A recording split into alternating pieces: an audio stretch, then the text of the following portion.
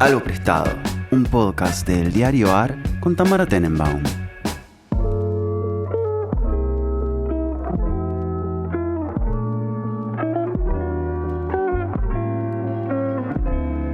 Buenos días, buenas tardes, buenas noches, cuando sea que estén escuchando este podcast. Mi nombre es Malena Rey, no soy Tamara Tenenbaum, pero estamos en este experimento de Algo Prestado, que es que a veces nos juntamos entre otros columnistas sin la presencia de Tam. Así que acá estoy con mi amigo personal Pablo Priluca. ¿Cómo estás, Pablo? Muy bien, ¿cómo estás vos, Malena? Estamos grabando el episodio que titulé La venganza de los nerds. Sí, ¿no? Ya nos tocaba. Ya nos tocaba. Yo ya tuve la suerte de grabar con Gino y con Buji, así que quería grabar un episodio con vos. No, y aparte yo no grabé con nadie más, solo con Tam, así que me parece Bueno, bienvenido al experimento hacerlo. de jugar cuando la jefa no está. Sí, es divertido. Y supongo que Tam no le va a poner una intro a esto, pero bueno. No creo, pero la dejamos. Si quiere, la dejamos. Claro, te cuidamos el boliche, querida Tamara. Vos, Pablo, estás allá en Estados Unidos en este momento. Yo estoy en Buenos Aires, en mi casa. Efectivamente, estoy en la ciudad de Nueva York en un día, podemos decir qué día es porque es un día especial, es el día de Acción de Gracias. Así que ahora en una hora y pico me voy a comer un buen pavo y sus ¿Quién hornea el pavo? El pavo lo horneó Guido, eso? un amigo. Pero es una juntada más que nada argentina, así que cada uno va a llevar cositas, va a haber empanadas, va a hacer un Thanksgiving heterodoxo. Maga hizo un carrot cake que ya lo hizo una vez y le sale muy muy bien. No sé si te gusta la torta de... Suena extraño decir torta de zanahoria, pero es verdaderamente muy rica. Me encanta, pero no la como tanto como postre, es más como para un cafecito, un té, como más de merienda, ¿no? Es cierto porque es bastante pesada, pero igual bueno, no lleva manteca, eso es algo grosso de la carrot. No lleva manteca, pero lleva una cantidad de frosting importante, que es básicamente crema y azúcar. Y bueno, y frutas secas. Sí.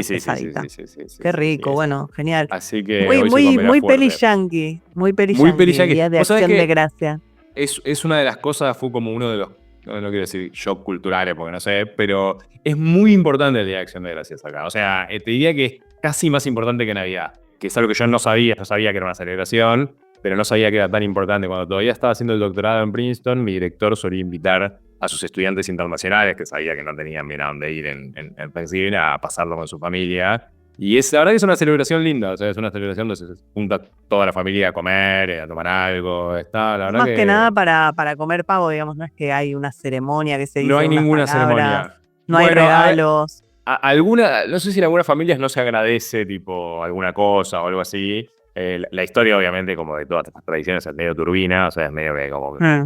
un invierno, los colonizadores se estaban muriendo de hambre y vinieron los indios y les dieron algo para comer y entonces se salvaron y por eso es el Día de Acción de Gracias, que no es la historia de cómo se colonizó Estados Unidos, pero en sí mismo la fiesta, eso es una fiesta, eso no tiene regalos, no involucra regalos, no involucra ninguna de esas cosas, con lo cual es bastante desinteresada en algún sentido. Obviamente muy el pavo empieza a salir más caro en esa época, ¿no? Todo eso me imagino, nunca lo compré, no me atrevería a hacer, porque es bastante difícil hacer un pavo al horno, dicen. Como que para que no se te seque, que no te quede crudo, o sea, es un bicho grande, no sé cómo hacer un pollito. Entonces no, la verdad que nunca lo probé. Tampoco el pavo es la carne más rica del mundo, hay que decirlo esto. Te iba a decir eso, para nada. Pero le hacen como una gravy, como una salsita que le da como más gusto y lo comes con puré de papa o de batatas y está bien, o sea, y se come como en distintas salsas. No, la verdad que se come bien. Pero sí, si me das a elegir entre un bife de chorizo y un pavo. Sí, un asadito. No hay mucha discusión. Pero por suerte en breve estaré comiendo asadito allá con ustedes porque llego la semana que viene a Buenos Aires, así que... Bueno, igual hay que ver cuándo sale esto, o sea, ya es verdad, un poco revelando. Me parece que esto va a salir un poco más adelante, así que, bueno. Es verdad, es probable que ya esté en Buenos Aires. Ya estemos en diciembre, sí, pero... Así que pueden escuchar este podcast mientras yo me como un asado. Claro, voy a invitarte también a comer otro. También, ¿no? Te estoy esperando invitaciones para comer asados. Bueno, vamos a hacer dos cosas cada uno, ¿no? O sea, así vos es. te dejó algo Gino, yo traje algo prestado y algo nuevo. Vos trajiste algo viejo y algo temático. Así que vayamos empezando, si te parece. Me parece bien. Gino me dejó encierro como tema. Lo presioné un poco para que me deje ese tema, pero bueno. Un poco turbio, pero bueno, no Fue un vamos poco, a bueno, contestar. así funciona, así es la producción de los programas que no tienen producción. Claro. Sí, aprovechamos para agradecerle mucho a Ignacio, que nos salvó en la grabación de este episodio, porque tuvimos algunos inconvenientes técnicos, así que muchas gracias, Ignacio, por salvarnos. Muchas gracias a nuestro operador. Bueno, tema encierro. Me quería traer algo vinculado al encierro porque estuve con mucho trabajo últimamente y entonces cuando estoy con mucho trabajo necesito ver series que no sean así como súper interesantes, ni súper densas, ni nada por el estilo, para poder distraerme. Y hace un tiempo ya había visto una de las series de la que voy a hablar y ahora estoy viendo otra, de la que también voy a hablar, ahora digo sus nombres, que me pareció interesante para pensar un poco el tema del encierro y el tema de las consecuencias de la pandemia. Ahora van a entender por qué digo esto. La primera de las series es una serie que se llama Fallout. No sé si escuchaste hablar de la serie o del videojuego. No, para nada, soy muy poco gamer. Yo también, pero bueno, sé que después de ver la serie me enteré que es así como está vinculado a un videojuego que fue muy, muy, muy famoso. Es un videojuego que se llama Fallout, que desarrolló una compañía que se llama Bethesda o algo así, Game Studios, que empezó en el 97. Es un videojuego muy viejo, pero que tuvo como distintos capítulos que fueron saliendo en los 2000 y hay uno que por lo menos hasta 2018, el Fallout 76. Y la serie la crean Lisa Joy y Jonathan Nolan, que son los que hicieron otra serie que yo no vi, también medio distópica, que se llama Westworld. Y se estrenó el 10 de abril, o sea, hace poquito, de 2024, en Amazon Prime, la serie. Está producida por Kilter Films y, bueno, en colaboración con Amazon Studios. Cuento brevemente, siempre es el problema de contar una serie sin spoilers, ¿no? Pero Fallout como que transcurre en una especie de futuro postapocalíptico, o sea, una guerra nuclear que medio que destruyó la civilización. De hecho, así empieza la serie, o sea, eso no les spoileo mucho. Es como un cumpleaños infantil en una casa en las afueras, en las zonas altas de Los Ángeles. Hay como chicos jugando, hay tipo un animador y qué sé yo. Y de repente empiezan a explotar bombas en el downtown de Los Ángeles y bueno, empieza a llegar la ola expansiva de las bombas atómicas hasta esta casa. Tranqui. Sí, tranqui, empieza muy tranquila la serie. O sea, te atrapa rápidamente. Ahora voy a hablar un poco de la calidad de la serie o cuán buena está, pero me parece que esta cosa medio postapocalíptica está muy bien construida. O sea, como que combina el mundo postapocalíptico con una especie de distopía medio retrofuturista, porque como que las explosiones suceden en el marco, creo que son en los 60, o sea, pero es claramente durante la Guerra Fría. Entonces hay como la visión del futuro que tenían quienes estaban en los 60, está como bastante bien reconstruido eso en la serie. Y la historia sigue a la protagonista, que se llama Lucy McLean, que es Ella Purnell, que lo interesante es que, digamos, después de esa explosión, como que la serie entra al adentro, digamos. Quiero decir, la sociedad después de este mundo postapocalíptico, en teoría vive en unos refugios que están interconectados, pero con un montón de barreras en estas conexiones. La protagonista nace en uno de esos refugios, que es el Vault o Refugio 33, y que están diseñados como para proteger a los sobrevivientes de las consecuencias de una guerra nuclear, ¿no? O sea, de la cantidad de radiación y demás en el aire. Sucede algo, ahora ya sí no quiero spoilearlo, a pesar de que pasa en el primer capítulo, pero sucede algo que hace que Lucy tenga que salir. Está vinculado con McLachlan, el que es su padre. Sucede algo con él que fuerza a que Lucy tenga que salir del refugio. Y un poco en los primeros capítulos, hay solamente una temporada por ahora, pero obviamente va a seguir. Pero lo que hacen los primeros capítulos de la serie es como describir y mostrar un poco ese mundo post-apocalíptico. Y lo hace bastante bien, es como un yermo gigante, o sea, todo arrasado. Y a medida que ella sale y empieza a explorar este mundo de afuera, la serie empieza a contar, digamos, o empieza a presentar a distintos personajes, no sé, empiezan a aparecer mutantes, empiezan a aparecer como distintas bandas que están enfrentadas, hay como una orden de caballeros que son medio robots, es todo bastante distópico y bastante ciencia ficción, digamos. Sí. Y bueno, y van presentando algunos de estos personajes. Uno es Maximus, que es como una especie de escudero de la Hermandad del Acero, que es como una facción militar en medio de robots, o sea que no son robots, son seres humanos, pero que se meten adentro de unos robots que son como soldados y quieren como controlar tecnologías del mundo previo a la guerra nuclear. Hay como un cazarrecompensas mutante, que es Walton Goggins, que también es conocido, lo llaman el necrófago, y que es una especie de monstruo que que se convierte en eso por producto de la radiación. Después vamos reconstruyendo su historia, que es muy importante en la serie. Y así van introduciendo distintos tipos de personajes. Está bastante bien eso, o sea, está bastante bien los personajes, está bastante bien cómo está presentado este horizonte distópico, y está bastante bien que la serie por momentos es medio grotesca, pero se ríe de eso. Y eso lo hace como que lo hace bastante bueno. Sí, Claro. la verdad que la producción es buena, y es entretenida la serie. Yo creo que si les gusta la ciencia ficción y quieren ver algo así que no sea demasiado profundo, está bien. Obviamente, a medida que Lucy va explorando las ruinas de Los Ángeles, empieza a encontrar como la verdadera trama de la serie, que tiene que ver con de dónde vienen estos refugios, quién los construyó, cómo se construyeron y demás. Y en paralelo, mientras cuenta la historia de ella y cómo va divagando, buscando lo que tiene que buscar en el afuera, cuenta la historia del adentro y de los personajes que quedan adentro del refugio, que son sus amigos, conocidos, familiares, etcétera, que también empiezan a encontrar indicios de, bueno, qué son estos refugios, qué hacen ahí adentro. Y un poco en la serie son como, pensaba en la metáfora de dos personas cavando hacia el centro de la misma montaña, pero desde lugares distintos, como que en algún momento habrá van a un encontrar, encuentro, claro. una explicación, pero están los dos buscando explicaciones de lo mismo. Así que nada, esa es una de las dos series. Ahora sobre el final voy a decir algunas cosas más. No, te iba a preguntar, ¿son capítulos muy largos? No, creo que tienen 45, 50, o sea, no son ¿Y cortitos. están en Netflix o en alguna Están en Amazon plataforma? Amazon. Bien. Sí, Bueno, puede ser, ¿eh? Está bien la serie, es cortita, pero la serie en sí me llamó la atención y había pensado que la tenía que traer, pero después me encontré con que la serie número 1 en Apple TV en este momento es una serie que se llama Silo, o Silo, que también es una serie de ciencia ficción, que no está basada en un videojuego, pero sino en una trilogía de novelas, escritor que yo no conocía, Hugh Howey, que empezaron a aparecer en 2011, pero la serie es de 2023. Ya tiene una segunda temporada. Yo esto no tenía idea. Todavía estoy viendo la primera. Acá decía que la protagonista me sonaba que es Rebecca Ferguson, pero tiene algunos actores bastante conocidos, entre ellos el querido Tim Robbins, muy vinculado a los Monty Python. Y como te decía, la serie está número 1 en Apple TV. Se puede ver ahí, o sea, los que no tienen Apple TV, calculo que lo pueden bajar de Liberarte.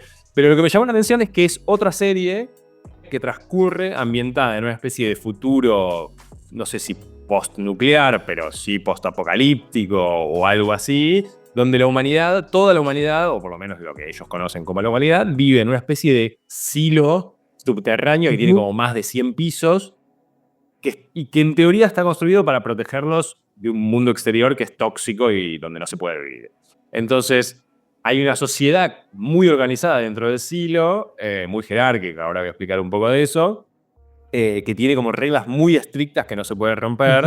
Se supone que hubo un momento donde hubo una rebelión, esa rebelión fue aplacada y entonces se establecieron estas reglas que nadie sabe bien de dónde vienen, y cualquiera que las rompa es como expulsado al exterior, donde en teoría muere, digamos, ¿no? Está todo mal, claro. Claro, está todo mal. Es loco porque en el silo hay de todo, o sea, como en los distintos pisos, no sé, hay pisos de cultivos, hay pisos de entretenimiento, está el piso donde se genera energía, está el piso donde... O sea, está como muy organizada, y hay como dos reglas que no se pueden romper. Una es que por algún motivo, a pesar de que hay electricidad y todos los días como que se prenden luces como para simular el inicio del día y después se apagan, etcétera, hay como dos reglas que no se pueden violar. Una es, no se puede construir como mecanismos para subir y bajar los más de 100 pisos que no sean caminando. O sea, solo se puede hacer por escalera, no puede entrar un ascensor, por ejemplo. Todavía no entendí bien por qué, porque todavía no terminé la primera temporada. Claro. Y la otra es que no se puede usar tecnologías para potenciar cosas. Por ejemplo, no se pueden crear microchips, no podés crear un microscopio, ponerle nada que implique potenciar las capacidades humanas puede estar permitido. Y a la vez lo que está muy, muy, muy, muy prohibido es conservar cosas de tiempos previos al silo, que en la serie se llaman reliquias. Eso está totalmente prohibido y puede llevarte a que te expulsen del silo. Entonces, la historia empieza con Juliette Nichols, que es Rebecca Ferguson, que es una ingeniera que trabaja como en los niveles más bajos. Y bueno, cuenta un poco la historia de ella y cómo ella se empieza a involucrar en la política del silo y empieza a buscar respuestas para entender qué cuerdos es ese silo, qué hacen ahí adentro, y sobre todo qué es el mundo exterior. Porque lo que no te conté, que es interesante, es que cuando, o sea, si vos rompés o cometés algún crimen, podés terminar en cana, pero el castigo mayor es salir afuera, y al salir afuera lo llaman salir a limpiar. ¿Qué quiere decir salir a limpiar? O sea, ellos en teoría tienen como un sensor afuera, que es como una cámara, que filma el exterior del silo, o sea, obviamente limitado, y hay distintas pantallas en donde pueden ver ese exterior. Entonces vos cuando salís, te ponen como todo un traje de astronauta medio extraño, y te dan como un cepillito, una especie de trapito, porque obviamente ese sensor se va ensuciando, y con el paso del tiempo cada vez se ve menos. Entonces se le pide a la persona que sale, obviamente voluntariamente, porque no la pueden obligar porque ya está afuera, que limpie ese sensor. O sea, para que se vuelva a ver con claridad. Entonces, a medida que comienza la serie empiezan a ver cosas raras. No sé, por ejemplo, hay uno que empieza a ver los movimientos de las estrellas en esa pantalla que hay afuera y empieza a decir, tipo, che, ¿qué onda? Porque las estrellas se mueven. Como, ni siquiera tienen la noción del planeta Tierra. O sea, empiezan a encontrar algunas reliquias, un disco duro, una cámara antigua, distintos tipos de cosas que los empiezan a hacer preguntarse qué es lo que está pasando. Como te decía, el silo en sí mismo tiene como un orden jerárquico muy fuerte. Los pisos de arriba son como el gobierno, hay un poder judicial que es como el que maneja todo en las sombras, y los trabajadores están abajo. La protagonista, de hecho, trabaja abajo, a pesar de que es hija de un médico. Entonces hay toda una historia de, bueno, cómo ella, que es hija de un médico, termina como mecánica, y es como la mecánica del lugar. Y la gran diferencia con Fallout es que el afuera por ahora medio que no existe. O sea, como que casi toda la serie, si bien hay un par de personas que salen a limpiar y filman eso, o sea, muestran eso, todo transcurre adentro del silo por ahora. Lo cual también hace la serie un poco bastante más aburrida que la otra. Claro, más claustrofóbica. Y viste cuando la serie esa parte todo el tiempo te están explicando cosas para atrás y como que sentís que no termina de avanzar. Pero bueno, qué sé yo, si quieren volver un rato, yo de vuelta todavía no terminé la primera temporada y la estoy viendo. La veo a veces en el tren cuando voy de Boston a Nueva York, o a veces a la noche cuando estoy medio embolado. Está bien, o sea, no es buena la serie, no les voy a mentir, porque después. Pero para pasar el rato está bien. Sirve. Sí, pero pensaba que estas cosas se filmaron, o sea, antes de la huelga de guionistas, porque todos los estrenos de este año yo los estaba pensando un poco en función de eso. Estaba esperando, no sé, la segunda temporada de Severance, una serie que a mí me encantó. Es espectacular, sí. Y está completamente frenado hasta, no sé, supongo que el año que viene, por todo lo que pasó con la huelga. ¿Ah, sí? Sale en enero o febrero, sí. Bueno, por eso, o sea, 2024 no hubo nueva temporada por la huelga de guionistas de 2023. Así que quizás estas que estás viendo vos las hicieron bastante antes, o sea, mucho más cerca de la pandemia todavía. Efectivamente, y bueno, de hecho Severance era otra de las que iba a traer, otra que no es de esta época. Esa la traje, Severance, ¿eh? Sí, me acuerdo. Sí, yo la había recomendado en el chat que tenemos. Me encanta. Sí, para mí es la mejor serie que se hizo en los últimos tiempos, y es muy llamativo que aparte la haya dirigido y producido Ben Stiller. Me parece espectacular eso, como que no esperaba eso de él. Perdón, Ben Stiller. No, pero después la que trajo Buffy, Attack on Titan, que no es de ahora, pero que medio que se popularizó en estos últimos años. Como que se ve que desde la pandemia algo pasó con el COVID, porque me llama la atención que empiecen a aparecer todas estas series donde la trama transcurre en un interior, digamos, del cual uno no puede escapar, y lo que hay afuera es como algo que te va a matar y que te va... Como que me pareció interesante. Son medio como todas reversiones del mito de la caverna, un poco. Pero nada, pensaba si vos tenías algún otro ejemplo, o sea, porque me parece que hay varias que apuntan un poco en... Es una temática bastante clásica de la ciencia ficción, si querés. Y eso te iba a decir, que me parece que la ciencia ficción ya imaginó mucho esto, y que en todo caso la pandemia vino a comprobar un estado de las cosas en la realidad que la ficción ya había imaginado.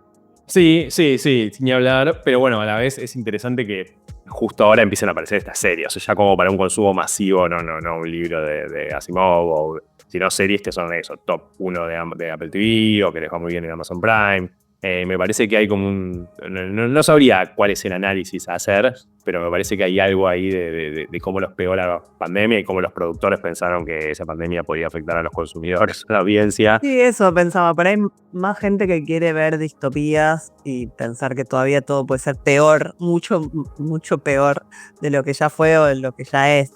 Yo eso sí siento como en general en la literatura también, ¿no? Como una imaginación más deforme, que se imaginan eso, cada vez cosas menos orgánicas, no sé, como mundos cada vez más complejos a varios niveles. Creo que también la cultura gamer ayudó a que esa imaginación visual cobrara mucha relevancia entre la juventud, por ejemplo, ¿no? Como habría que ver ahí eso, de ese público que vos decís que la pone número uno, bueno, ¿qué edades tienen, no? Como la gente grande me parece que no está para eso, pero los jóvenes que ya vivieron una pandemia y que están acostumbrados a habitar universos gamers, por ahí se sienten bastante cómodas en estas ficciones, ¿no? Sí, totalmente.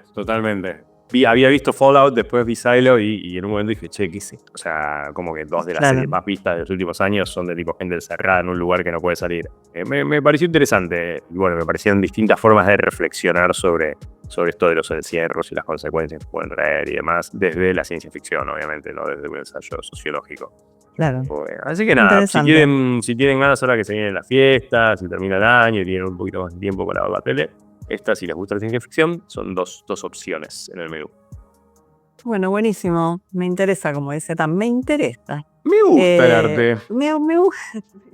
Bueno, sigo yo. Voy a venir con algo prestado. A ver. Y traje algo que una vez por año me gusta hacer, que es recomendar otros podcasts. O sea, les agradecemos mucho por escucharnos, porque la verdad que, bueno, el nuestro es un podcast un poco caótico, un poco desordenado, bastante poco profesional, pero la verdad que hay gente que está haciendo cosas muy interesantes. Pero con mucho amor. Me gusta recomendar algunos. Claro, me gusta, recomendar algunos como una manera también de confiar en el formato y de expandir un poco lo que termina ofreciendo el algoritmo, ¿no? Que muchas veces en Spotify nos dejamos llevar por un podcast que te recomienda otro y bueno, a mí no me gusta mucho dejarme llevar justamente por eso y trato de curar lo que escucho y elegir en qué momento hacer cada cosa, así que bueno, tengo estos 3 que traje hoy que por distintos motivos me interesaron y los 3 son en español. Los 3 tienen una pata un componente literario interesante, 2 son de Argentina y 1 de España. Voy a empezar por el de España porque me pasó algo divertido en Instagram, que es que me escribieron varios oyentes de este programa diciendo que habían encontrado este podcast que se llama Grandes Infelices y me lo pasaban diciendo, che, Mal, esto te va a gustar, che, esto es re para que lleves algo prestado, como que un poco me encanta el feedback de los oyentes. Sí, como bueno, eso, me pusieron la recomendación ahí adelante para que la traiga. Yo había escuchado varios episodios, escuché varios más, porque Grandes Infelices ya tiene 23 capítulos, cada uno dedicado a un autor o a una autora. Y se llama Grandes Infelices justamente porque lo que trata de hacer la persona que lo escribe y lo narra, que es un escritor español llamado Javier Peña, es un poco de contar la biografía de ciertos escritores o escritoras, cruzándolo con episodios oscuros de esa existencia que están en algún punto imbricados con su propia obra. Es un podcast, esto me parece importante decirlo, bien guionado, ¿no? Es como si estuvieras escuchando un documental. Sí, pero bueno, a la vez los nombres son todos nombres bastante clásicos en algún punto, ¿no? Como, no sé, está Bolaño, hay un episodio de Bolaño, uno sobre Clarice Lispector, uno sobre, bueno, lo que le pasó a Salman Rushdie cuando lo cancelan en la década del 80 y lo amenazan de muerte, ¿no? Como Grandes Infelices en el sentido de cómo su obra literaria se ve también afectada por la persecución política. No sé, la historia de David Foster Wallace y la broma infinita y su depresión y su suicidio.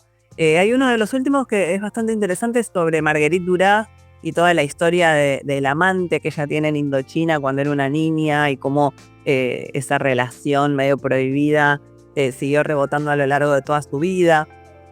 Uno de los mejores es el de Lucía Berlin, esta escritora norteamericana y sus episodios de alcoholismo. Hay uno sobre Pizarnik y sus diarios y cómo ella en algún punto ahí va dirimiendo lo que termina siendo su suicidio en el año 72. Pero cada uno de estos episodios está ordenado en función de la obra y la vida como una forma de justificar ambas, ¿no? A través de esto de la felicidad o de la infelicidad, que me parece que es un nombre que sirve para enganchar, pero bueno, para mí es un poco grandilocuente, ¿no? Es decir que los escritores o que estos escritores son grandes infelices, como bueno, no sé, ser feliz es algo relativo, es algo relativo ahora, es algo relativo en el pasado cuando estas personas estaban vivas, Y esa dicotomía entre felicidad e infelicidad para pensar la obra literaria me parece como a veces un poco, simplista, pero digo, está muy bien en cuanto a cómo trabajan cada línea biográfica, ¿no? Son episodios de 45 minutos. ¿Quién lo hace esto? Lo hace, es un escritor español que se llama Javier Peña y lo coordina, digamos, la editorial Blackie Books, que es una editorial de Barcelona muy canchera, que tiene tipo siempre libros como eso, bastante canchero. Sacan muchas otras líneas de cosas que no son libros, sacan agendas, sacan, cuadernos de actividades. Tienen otro podcast que a mí me gusta mucho, tiene también Blackie Books, que se llama Reinas del Grito, que es sobre el miedo, lo coordina Desiree de Fest, que es una crítica de cine española. Y entonces ahí ella va entrevistando a distintas autoras y les pregunta por sus miedos. Pero bueno, hoy traje Grandes Infelices porque era un poco más literario y porque me lo venían un poco pidiendo. Está como muy armada la parte del guión en el sentido de que hay audios de esos autores hablando, ¿no? Como eso, es un guión que entonces es todo, cierra todo. A mí me parece bastante bueno, así que hay que escucharlo con atención, no es para poner de fondo, digamos. No, suena, o sea, no es para limpiar la casa como nosotros. Claro, exacto. La verdad que suena bastante original y bastante interesante. Sí, para mí lo que tiene de bueno es que, digamos, si bien son autores bastante consagrados, con trayectoria internacional, nos sirve para conocer a algunos que por ahí no conoces y que, te tira algunas líneas y después te da ganas de leerlos, como para reforzar algunas cosas de los que ya tenés muy leídos, pero te falta saber un poco más, no sé, de tu vida, de en qué países vivió. En ese sentido me parece que no es tu caso es con un buen Pizarnik. Complemento. No es mi caso con Pizarnik. Con varios no, pero con otros sí, la verdad. No es que sé tanto de las vidas, muchas veces obvio. Más de las obras. Bueno, ese es el Obvio. primero que traje. Y después traje otros 2 argentinos. Hay uno que es bastante lindo que se llama Las Invenciones. Yo los escucho en Spotify. En Spotify están seguro, quizás están en otras plataformas de podcast. Las Invenciones es una charla, una especie de intercambio con distintos artistas sobre sus métodos de trabajo. Es un podcast, digamos, sobre procesos creativos. Que se graba en vivo, esa es la particularidad. Esto se graba en vivo en Junta, que es el lugar que tiene Futurock ahí por Almagro. Y después se transforma en podcast. O sea que esto surge de una charla con público, ¿viste? Hay risas, alguien hace alguna pregunta. Y lo coordina una actriz bastante cálida que se llama María Canale, que da también talleres como de seguimiento de proyectos. Entonces en algún punto cuando ella convoca a distintos artistas para hablar, tiene como un correlato con lo que ella trabaja con sus propias participantes de taller. Y lo que está bueno de esto es que no es una charla de ella con una sola persona, sino que en cada uno de los episodios hay 2.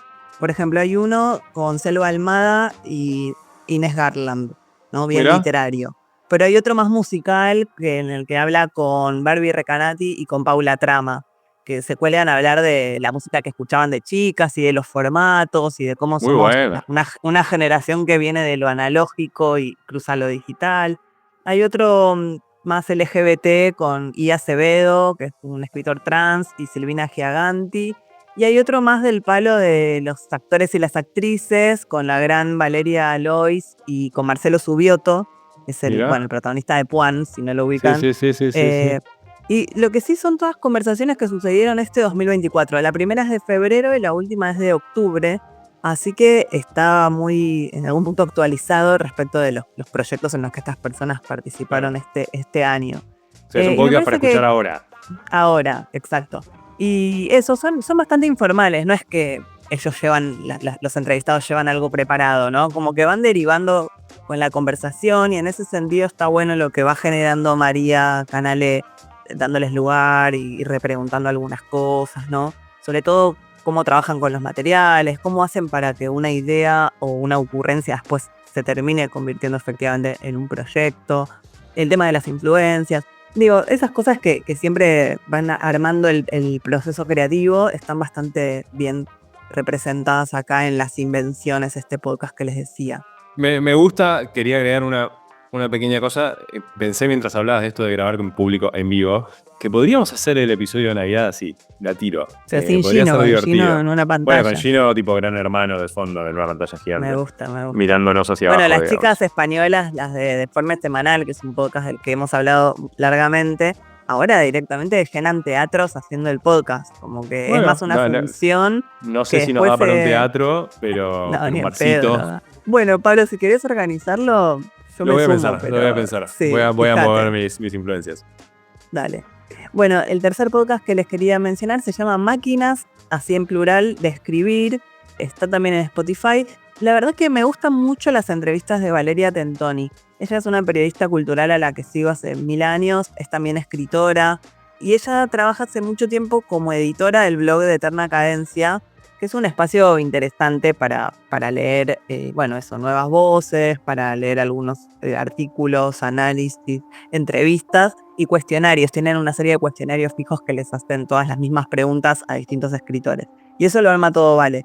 Y ella empezó este podcast a mediados de 2023, se graba en la librería, en uno de los depósitos de Eterna Cadencia misma, y son entrevistas con distintos autores y autoras. Está María Gainza, Alejandra Camilla, Sergio Vicio, que no da tantas entrevistas y es muy curioso de escuchar. Está Esther Cross, que también está muy bueno ese episodio. Está María Sonia Christoph, Diana Velesi, Mariana Enríquez, por supuesto. Pero no solo argentinos, también está Ampuero, está el poeta peruano Mario Montalbetti, que ese episodio está bárbaro, y está la gran Margot Glantz. Para mí, Vale tiene algo que es que ella se prepara mucho para las entrevistas, en el sentido de que los tiene leídos. Tiene una curiosidad muy genuina. Y algo que a veces no abunda tanto es que ella sabe escuchar y sabe... Estaba por decir exactamente lo mismo, no abunda tanto. Sabe repreguntar, ¿viste? Sabe como... No está esperando que le respondan para meter su siguiente pregunta que tiene ahí anotada, sino que tiene una gran sensibilidad para dejarse llevar por la conversación. Entonces me parece muy, muy interesante eso. Ella tiene un libro escrito sobre el tema de las entrevistas que se llama El color favorito, en Gris Tormenta, que ahí ella un poco cuenta el trasfondo de cómo alguien te tiene que interesar realmente para que vos le puedas hacer una buena pregunta, digamos, ¿no? Como no ir a comprobar nada la entrevista, sino ir a dejarte llevar a ver hasta dónde van juntos esas dos personas que están conversando. Me parece que es todo un ejemplo de cómo hacer buenas entrevistas sutiles, inteligentes. El podcast Máquinas de Escribir, yo lo escucho en el auto en general y lo disfruto un montón. Y también para encontrar nuevos autores que no hayan leído, porque hace un acercamiento así, como que te tira algunas claves de su obra por donde entrar. Así que quería hablarles de esos 3 podcasts literarios, a ver si siguen escuchando después de tenernos a nosotras en sus oídos. Ya podés sumarte a los podcasts del Diario AR para informarte y entretenerte en todas las plataformas como lo hacemos en nuestra web.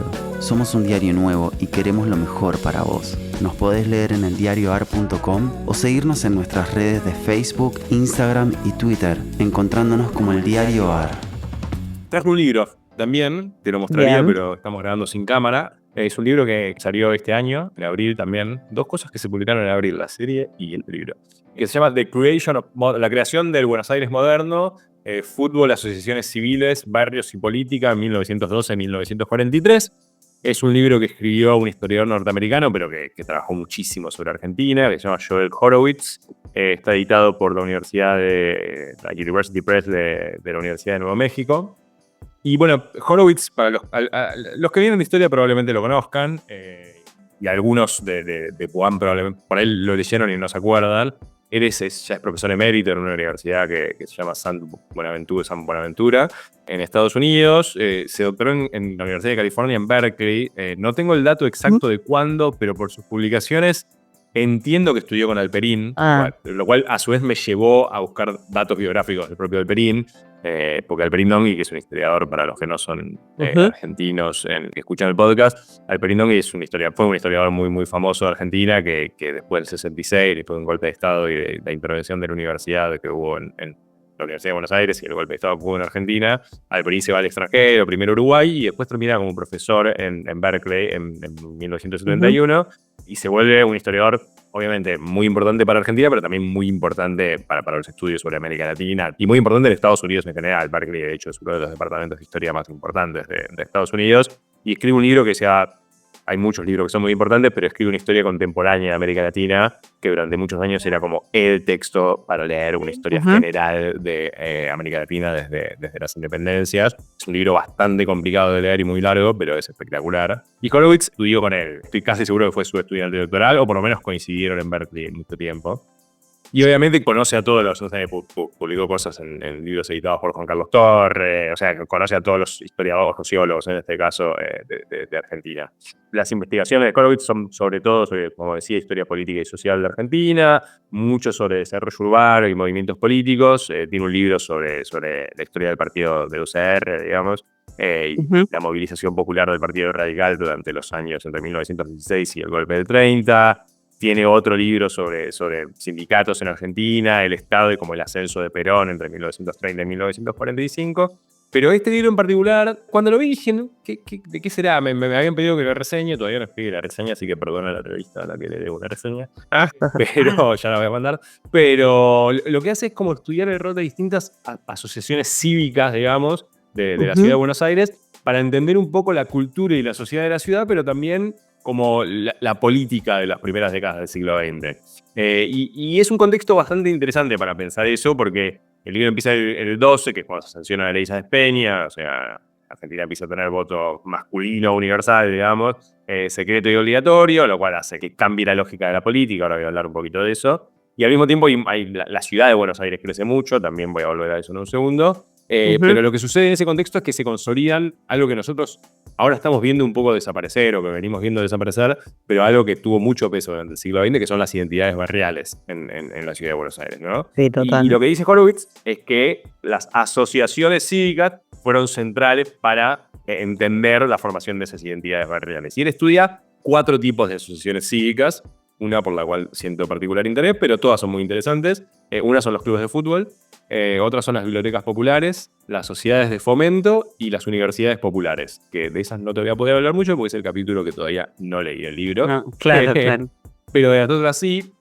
A ver, ¿por qué fueron tan importantes este tipo de asociaciones civiles? Bueno, por un lado, contribuyen a la consolidación de las identidades barriales porque eran asociaciones civiles muy vinculadas a los distintos barrios de la ciudad, pero a la vez son un poco los brokers, como el vínculo entre los barrios y la alta política de la ciudad, digamos, ¿no? Recordemos que la ciudad tenía una legislatura, un consejo deliberante que se elegía incluso antes de que votase por el jefe de gobierno. Para los más viejos se acuerdan, pero los otros no. Buenos Aires empieza a tener jefe de gobierno con la reforma de la Constitución del 94. Antes el intendente lo elegía el presidente, pero igual tenía un cuerpo legislativo, digamos. Lo que pasa con la ley Sáenz Peña es que los políticos empiezan a tener que buscar nuevas estrategias para conseguir votos, digamos. Ya no alcanza a controlar maquinarias electorales, sino que ahora hay que convencer a la gente de que te vote de alguna manera. Y empiezan lo que hoy llamaríamos trabajo territorial, digamos, o militancia territorial, si quieren, que tiene que ver con construir conexiones con las comunidades locales mediante la solución de como problemas que pudieran tener. En el caso de una ciudad, debe garantizar el alumbrado público, conseguir libros para una biblioteca popular, conseguir terrenos para que un club pudiera construir su estadio, etcétera, etcétera, etcétera. Y en ese proceso, entonces, como que las asociaciones civiles o cívicas garantizan mecanismos, no quiero decir clientelares, pero casi clientelares, no necesariamente con individuos, pero sí con estas asociaciones civiles, ¿no? Que eran las que le reclamaban a los políticos. Y muchas veces los políticos a la vez ocupaban puestos en esas asociaciones. Eran presidentes de clubes, formaban parte de sociedades de fomento, aunque eso en un momento se prohíbe. Y a los políticos eso, por un lado, les daba como cierta publicidad local, pero al mismo tiempo, sobre todo en el caso de clubes de fútbol, los podía volver realmente famosos. O sea, bueno, nosotros conocemos esa historia digamos, desde el punto de vista de que tuvimos un presidente de la nación que salió de un club de fútbol, pero digo, el rol de los presidentes de los clubes en la política de la Ciudad de Buenos Aires viene ya desde la década del 20, digamos, ¿no? Ahora voy a hablar un poquito de eso. Y a la vez, digamos, si bien los políticos les servía asesorar o ayudar a estas asociaciones civiles o cívicas, las propias asociaciones necesitaban, por su propia naturaleza, ahora voy a hablar de los clubes de fútbol, por ejemplo, necesitaban recursos monetarios o de otro tipo y dependían muchas veces del gobierno de la ciudad para obtenerlo. Entonces estos políticos locales actúan como una suerte de brokers conectando la alta política con la política más local o barrial. Y me pareció un poco interesante porque usa el concepto de comunidades imaginadas de Benedict Anderson, para pensar la construcción de identidades barriales, como que nosotros tendemos a usar esta idea de comunidades imaginadas para pensar las naciones y el nacionalismo, pero está bueno también para pensar identidades barriales. Y de vuelta a lo que decía antes, digamos, ¿no? Ustedes piensen que la ciudad de Buenos Aires en 1910 tiene 1.300.000 habitantes, más o menos, y en 1940 tiene más de 2.700.000. O sea, casi que duplica su población en 30 años. Y al mismo tiempo tiene otra particularidad, que es que si bien hay migración interna, digamos, dentro de Argentina, en 1914 casi el 50% de la población de la ciudad de Buenos Aires no había nacido en Argentina. Por la migración, sobre todo italiana y española, pero también de otras nacionalidades. Entonces, en ese contexto de crecimiento urbano, hay como un proceso de despersonalización de la política, que es interesante, y a la vez sucede algo que es que hay como un aumento del tiempo libre de parte de las personas, porque esto lo debes saber a veces en el colegio o algo así, pero en 1932 se sanciona el famoso sábado inglés, que quiere decir que los sábados se trabaja nada más que media jornada. Entonces, la gente tiene más tiempos libres, la política está más despersonalizada, la ciudad crece muy rápidamente, hay mucha gente que se movió de un lugar a otro, y entonces los barrios empiezan a funcionar como espacios de pertenencia muy importantes para mucha gente. A la vez, por la propia naturaleza del Estado y de la ciudad, la incapacidad que tiene ese Estado para solucionar como problemas muy cotidianos hace que los vecinos también vayan a estas asociaciones para resolver problemas de la vida cotidiana, digamos, ¿no? Entonces, por motivos obvios, no vamos a hablar de fútbol hoy porque estamos de luto, y yo estoy deseando que algunos jugadores... Esto va a salir en un montón de días, Pablo. Crezcan o que suceda algo no muy bueno, pero obviamente uno de los capítulos que más me interesaba era el de los clubes de fútbol. Como cualquiera sabe, porque conoce los años en los que se fundaron sus clubes, como que la mayor parte de los clubes de fútbol en Argentina surgen a principios del siglo XX. El fútbol obviamente lo traen los ingleses, pero después muy rápido los argentinos o los inmigrantes de otros lugares como que se vuelven los grandes protagonistas del fútbol local. Y si bien los fundadores de esos clubes como que crean clubes básicamente porque les gustaba jugar a la pelota, de a poco empiezan a depender esos clubes de la gente que no jugaba, pero estaba alrededor, o como podríamos mal llamarlos, los hinchas.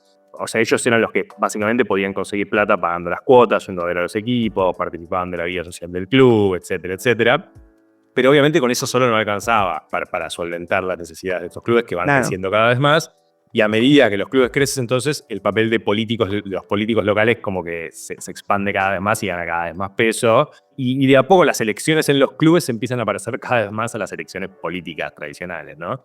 Bueno, mientras analiza eso, Horowitz, me pareció que había un par de historias interesantes para compartir. Por ejemplo, el fútbol ya durante los 20 se vuelve muy, muy popular, digamos, incluso antes de que se vuelva un deporte profesional en 1931. Ya había revistas temáticas, por ejemplo, Gráfico. Se empiezan a usar luces eléctricas que permiten jugar partidos de noche, los partidos se transmiten por radio, y en ese contexto como de creciente popularidad, el Partido Socialista y el Partido Comunista crean sus propias ligas de fútbol como forma de disputar, y es particularmente raro esto para el PC, para el Partido Comunista, porque consideraba que el fútbol era como un deporte burgués, pero como parte de sus estrategias de masas, los dos partidos como intentan crear sus propias ligas para atraer gente y demás. Y según, esto es un dato de Hernán Camarero, un historiador muy, muy importante argentino, sobre todo de las culturas de izquierda y los movimientos de izquierda, la Liga Comunista llegó a tener como 57 clubes en el Gran Buenos Aires entre 1923 y 1930. Algunos dicen incluso más. O sea, no eran menores, digamos, ¿no? Es una primera historia que me llamó la atención. Otra es Boca en 1921 como que pasa por problemas económicos bastante graves. En parte también pierde un poco la cantidad de socios porque en el 14 el club tiene que ir a jugar a Wilde por 2 años, entonces hay mucha gente que se desafilia. Pero finalmente, bueno, vuelve el club a la zona donde está ahora, no exactamente la misma, pero a la Boca. Y bueno, en medio de estas dificultades económicas, en el 21 la dirigencia renuncia y como que toma las riendas del club no sé si los fundadores, pero un grupo de miembros más antiguos del club para intentar volver a crecer, juntar plata, volver a conseguir socios y demás, y se nombra un comité de emergencia. En el 22, al año siguiente, se elige a un tipo que se llamaba Manlio Anastasi como presidente del club, y Anastasi era un miembro activo de la Unión Cívica Radical. Entonces, y tenía mucha historia familiar en el barrio de La Boca. De hecho, 4 años después, en el 26, va a ser el director de sanidad de la ciudad de Buenos Aires, entonces tiene mucho vínculo con la política de la ciudad, y es desde ese lugar que el tipo consigue o usa sus conexiones para que a Boca le cedan como los terrenos del Ferrocarril Sud, digamos, para construir un estadio que finalmente se construye en Bransen y del Crucero, que hoy es del Valle y Berlucea, y que es donde va a jugar Boca hasta el 38, y después más adelante ahí mismo se va a construir la Bombonera, la cancha de Boca actual, que obviamente fue mutando, pero que se construye, los terrenos se consiguen de esa manera. Interesante. Te decía antes, Horowitz estudia otras asociaciones civiles, como las bibliotecas populares. Hay una historia muy linda de cómo está contada, que es cuenta la historia de Lidia González, que es una persona cuyo abuelo era un inmigrante italiano, trabajaba también de los trenes, que funda la Biblioteca Popular en Villa Pueyrredón, y es en esa Biblioteca Popular donde el tipo empieza a aprender a leer y escribir en español, y aparte saca libros para leer a las noches. Más adelante, esta persona, Lidia González, va a ser la bibliotecaria de esa biblioteca popular, pero lo interesante es quién es el hermano de Lidia González, que es Horacio González, que según cuenta él mismo, digamos, fue muy influenciado por su abuelo en esos años y que más adelante va a ser director de la propia Biblioteca Nacional, digamos, ¿no? Entonces, cómo las experiencias de estas bibliotecas locales o de estas bibliotecas populares tienen impactos muy grandes en la cultura de la época y mucho más adelante también. Las bibliotecas populares son muy interesantes porque los socialistas, los comunistas, los anarquistas crean sus propias bibliotecas. Por ejemplo, el Partido Socialista, que empieza a crear bibliotecas en 1918, para el 34 ya tenía 39 bibliotecas populares en la capital y más de 69 en la provincia de Buenos Aires. El PC haría lo propio. Pero también los radicales e incluso muchos sindicatos crean sus propias bibliotecas en esos años. Y después una historia final como para entender bien el rol de estos políticos, digamos, ¿no? Hay una historia de un tipo que se llama José Penelón, algunos lo conocerán, es el primer comunista en ser electo para el Consejo Deliberante. Era un tipo que trabajaba en imprenta y había sido secretario general del partido, gana las elecciones del 20, la vuelve a ganar en el 26, y en el 27 lo expulsan del PC. Es más compleja la historia, pero básicamente lo acusan de haber dejado de preocuparse por la política revolucionaria para abocarse a temas más municipales. Y porque efectivamente el tipo, que después crea como Concentración Obrera, que es como su propia facción, vuelve a ganar en los 30 2 veces las elecciones, y un poco su agenda era el trabajo barrial, o sea, lo que nosotros hoy llamaríamos trabajo barrial, muy vinculado a las sociedades de fomento de los barrios, ¿no? Ir, intentar ver qué necesidades, que a veces, por ejemplo, no sé, el comité vecinal de simpatizantes de Villa Pompeya los lleva al barrio para mostrarle cuáles eran las dificultades que había, y el tipo después lleva a ellos sus intervenciones en el Consejo Deliberante. Y en general tenían que ver con eso, temas como los que mencionaba antes, desagües, electricidad, plazas, agua potable, que son las que al tipo le dan el apoyo para poder ser electo, pero cada vez tiene que ver con el trabajo de base que no hacía en las propias comunidades o los distintos barrios de la ciudad para saber qué estaba pasando y para ver cómo solucionar esos problemas un poco que afectaban a través de la infraestructura a la vida cotidiana. Así que nada, la verdad que el libro tiene, como estas historias, tiene muchas anécdotas y muchos casos específicos de pequeños políticos que iban a una comunidad o que venían de un barrio y cómo eso se vinculaba con la política de la ciudad. Está bastante bien, me entretuvo leerlo. Se puede conseguir, calculo que será traducido en algún momento al castellano, pero si no, seguro que se puede conseguir en Libgen o comprar en página como producto digital. Bueno, así que ese es el libro de Horowitz. Nada, está bueno, qué sé yo.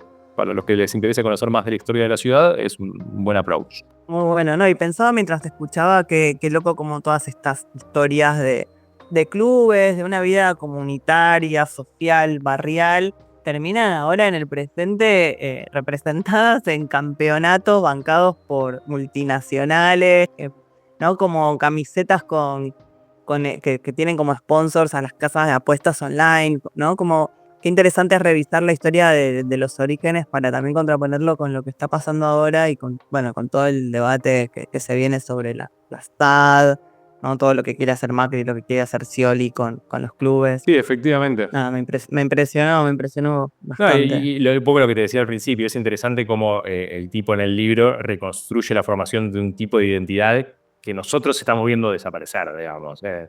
Que probablemente, no sé dónde creciste, yo un poco, no sé, yo jugaba al fútbol en la calle, o sea, iba al club de Parque Chas a jugar papi fútbol, o sea, como que había ciertas instituciones de la vida comunitaria que llegué a transitar, pero que hoy están casi en no sé, o sea, yo crecí en Parque Patricios, en las canchitas de Tete Quirós, en la de Lalo Maradona, iba mi hermano, y bueno, nada, pero digo, Huracán muy presente, ¿no? En toda la vida barrial. Pero igual pienso que lo que está desapareciendo quizás es en los grandes centros urbanos. Supongo que en el interior del país, en un montón de ciudades más pequeñas, el club sigue teniendo esta impronta de de espacio de reunión social, de conocer gente, de colaborar con la vida de un club. Me parece que en todo caso desapareció en los términos comerciales en los que se transformaban los clubes más grandes. No, eso desde ya, pero digo, la pertenencia a un barrio sigue estando en algunos lugares, pero es cada vez más difusa. O sea, digo, con la gentrificación, con cambios en la vida urbana, me parece un poco en relación a otros momentos se ha perdido. Igual se transforma, digo, no sé, esto de los clubes. Yo voy a veces, cuando estoy en Buenos Aires, jugamos al fútbol en Comú y vamos a comer a veces al comedor de Gimnasia de Grima Villa del Parque, que sería un ejemplo de esto, ¿no? Uh-huh. Nada, cambió completamente. Ahora es un restaurante como el de Atlanta, como otros más, que han como se ha reconvertido. Porque vamos nosotros que no vivimos en Villa del Parque, que no tenemos nada que ver con Villa del Parque, pero que bueno, nos gusta el lugar, es barato. Claro. Le hice un chivo, así que nos pueden, ahora el jueves que viene, así que nos pueden invitar. Pero me parece que eso, que está cambiando, se está transformando, diría, en los últimos 20 años. Sí, un montón. Bueno, ¿qué más trajiste, Male? Dale. No, yo para terminar traje algo nuevo, traje una peli que por ahí cuando escuchen esto ya no es tan nueva, que la acaban de subir a Netflix. Yo la vi a principios de año y ahora, bueno, hice un poco un rewatch para también hablar más de ella.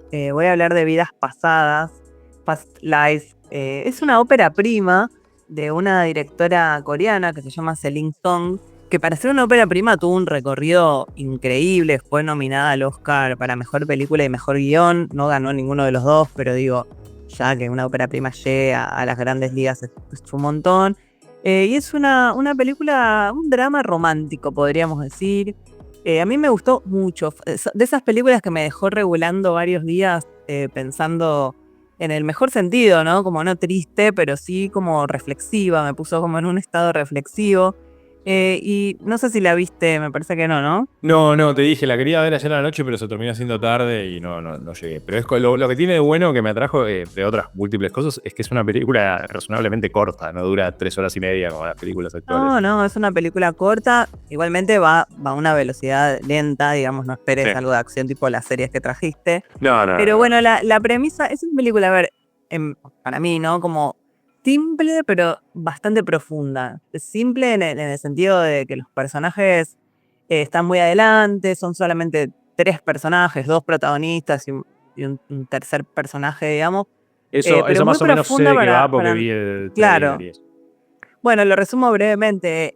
La peli se cuenta de a 12 años, ¿no? Empiezan con una escena del presente de 3 personas en un bar, 2 personas coreanas hablando entre sí y otro hombre, o sea, una chica y un chico hablando entre sí en coreano y un chico al costado, un yankee, mirándolos como no entendiendo de lo que están hablando, en un bar. Y alguien de fondo diciendo, ¿qué serán? ¿Serán novios estos dos y el otro está escuchando? ¿Cómo será esta triangulación?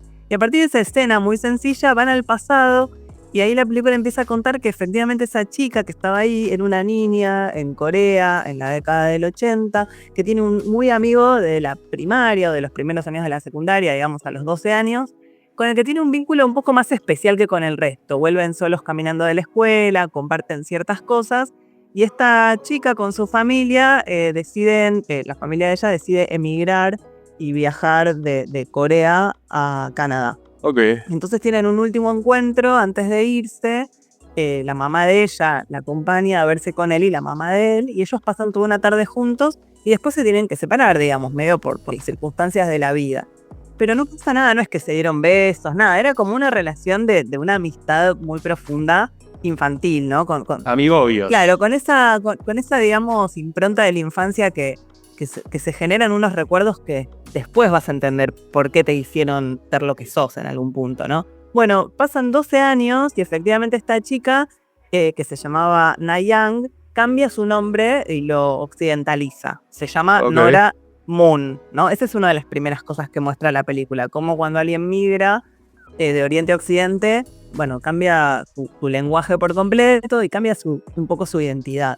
Y bueno, 12 años después, ella por una cosa, creo que es 2012, entra a Facebook y se da cuenta que este pibe la había estado buscando en el muro de su papá. Mira. Entonces se contacta con él, hablan por Skype y ahí les vuelve como la sensación de viejo conocido, ¿no? Pero con el que te separan muchas horas de avión, te separa cultura. Y empiezan a reconectar, pero bueno, también queda medio trunco porque él está estudiando ingeniería, ella se está volviendo una guionista y escritora, guionista de teatro, y entonces como que tampoco se arma nada, no es que él la va a ver, ni que ella viaja a Seúl, se vuelve como a perder el rastro. Y ahí pasan otros 12 años más, y ella ya efectivamente tiene su pareja, es también un escritor yanqui, y este amigo del pasado, digamos, reaparece y le dice que va a ir a Nueva York de vacaciones y que la quiere visitar. Bueno, hasta ahí como los hechos, ¿no? Pero después está todo lo que pesa para ellos a nivel subjetivo. El sentir con el otro hay una conexión muy especial.